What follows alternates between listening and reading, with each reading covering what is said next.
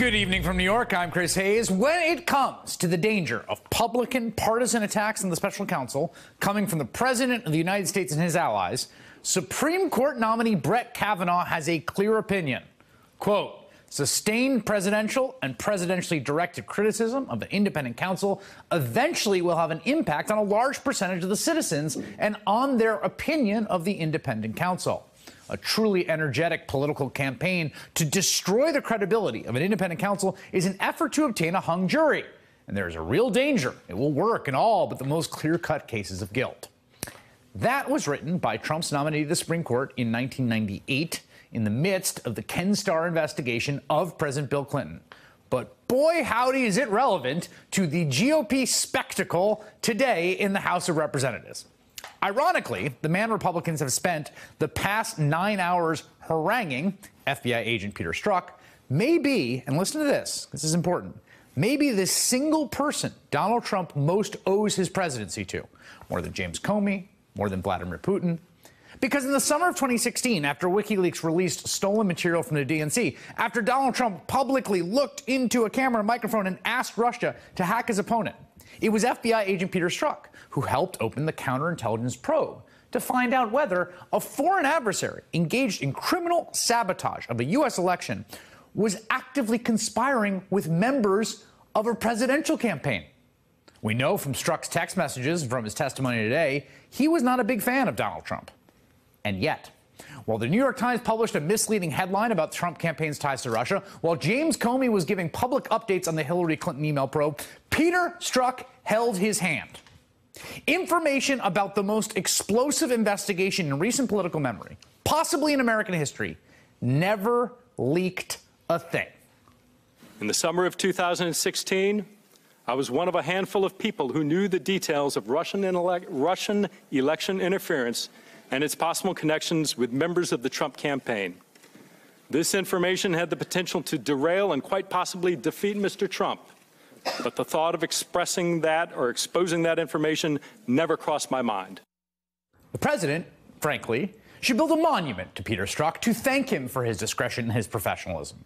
The FBI's investigation, now led by Special Counsel Robert Mueller, continues to this day. It's far from over, and we still do not know the truth about what happened. The probe has already resulted in over a dozen indictments and multiple guilty pleas, as Democrats pointed out in today's hearing. Also today, we got our first look at the mugshot of Paul Manafort, the former campaign chairman to the President of the United States, whose motion to be released from jail ahead of his first trial was denied earlier today. All of that explains why House Republicans spent hours today berating Peter Strzok over unsupported claims of anti-Trump bias in his professional duties.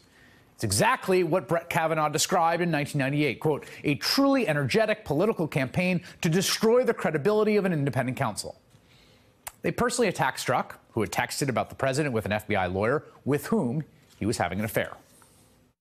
The disgrace, what this man has done. The gentleman from Texas will suspend for a moment. There is the disgrace, and it won't be recaptured anytime soon because of the damage you've done to the justice system. And I've talked to FBI agents around the country. You've embarrassed them. You've embarrassed yourself.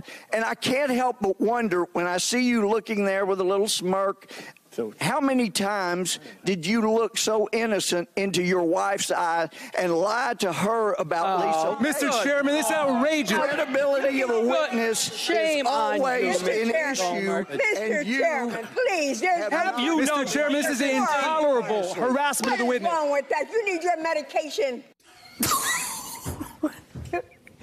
That was one of many eruptions among lawmakers on the committee, especially as Republicans threatened to hold Strzok in contempt for declining to disclose information about the ongoing Russia probe. Strzok, by contrast, kept his cool over hours and hours of testimony, defending both the FBI and his own conduct working on the investigation.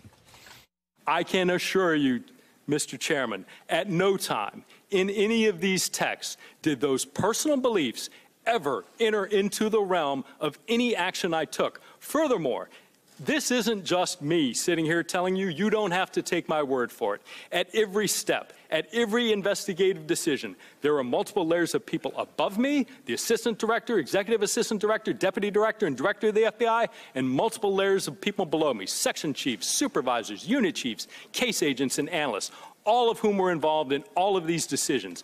They would not tolerate any improper behavior in me any more than I would tolerate it in them. That is who we are as the FBI. And the suggestion that I, in some dark chamber somewhere in the FBI, would somehow cast aside all of these procedures, all of these safeguards, and somehow be able to do this is astounding to me. It simply couldn't happen. And the proposition that that is going on, that it might occur anywhere in the FBI, deeply corrodes what the FBI is in American society, the effectiveness of their mission, and it is deeply destructive.